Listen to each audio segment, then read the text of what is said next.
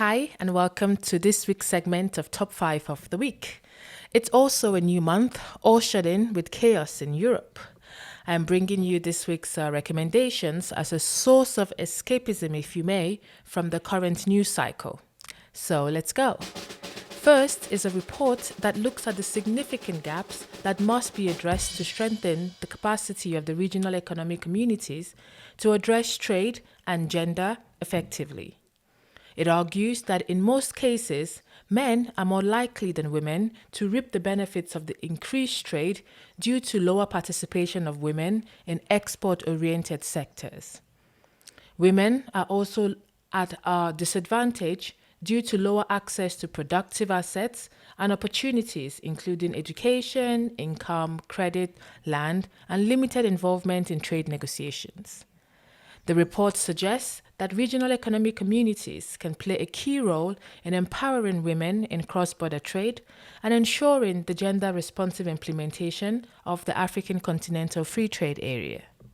It also recommends adopting a two-pronged approach, drawing on existing regional frameworks to support small-scale cross-border trade on the one hand, and strengthening women traders and entrepreneurs networks on the other hand. Next is the 2022 Global Humanitarian Overview that highlights the wins and challenges of the humanitarian system in 2021. It looks at global trends related to issues such as climate change, hunger, conflict, COVID-19, forced displacement, school closures, and gender inequalities. Some of the wins of the humanitarian system in 2021 include over 500,000 people brought back from the brink of famine in South Sudan, and 2, delivery of food, medicines, healthcare, and other essential assistance to 107 million people in 2021. Some of the challenges include 1, thousands of people are still in need of aid after being displaced due to the conflict from Tigray into Amhara and Afar regions in Ethiopia, and 2, climate change joined conflict as a root cause of famine. My third recommendation is a profile of 14 African women who are using science to fight against COVID-19 on the continent. In a colorful presentation, the 20-page report tells stories of the groundbreaking innovations of female scientists from Tanzania, Kenya, Malawi, Botswana, Egypt, South Africa, and Mauritius, addressing issues including the efficacy of masks made from kitenge cloth, immunity of patients who recover from COVID-19, knowledge and data gaps, shortage of skilled medical staff, vaccines, and virus mutations. The publication is by Mawazo Institute in partnership with Open Society Foundations and the L'Oreal Foundation for Women in Science Initiative.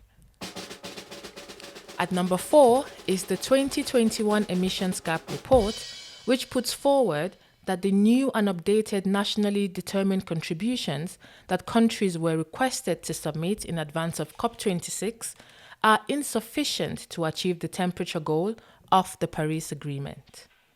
In 6 chapters, the report breaks down trends in global emissions, new pledges for 2030 and G20 status and outlook, net zero emissions targets, and the emissions gap.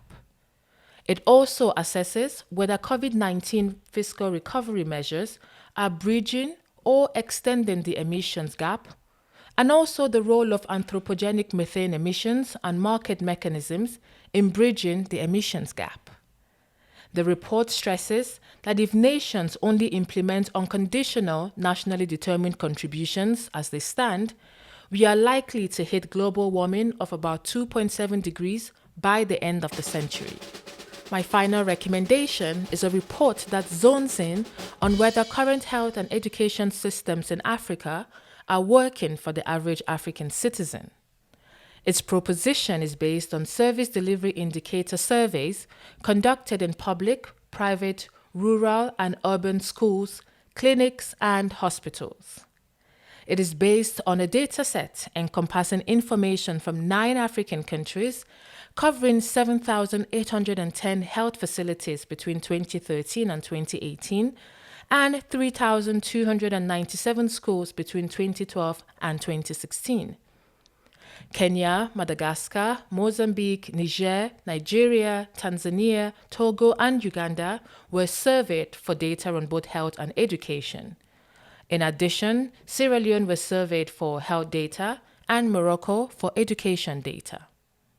Some of the pitfalls revealed in the study include 1. Substantial gaps in service quality, 2. High rates of absenteeism of service providers, mainly in public facilities, 3. Equipment and medicines being frequently unavailable, and 4. Deficiencies in infrastructure, which continue to be particularly pronounced in rural areas. That's my last one. Let me know if you're talking to any of these during the course of the week. Happy reading. Until next week, stay safe and goodbye.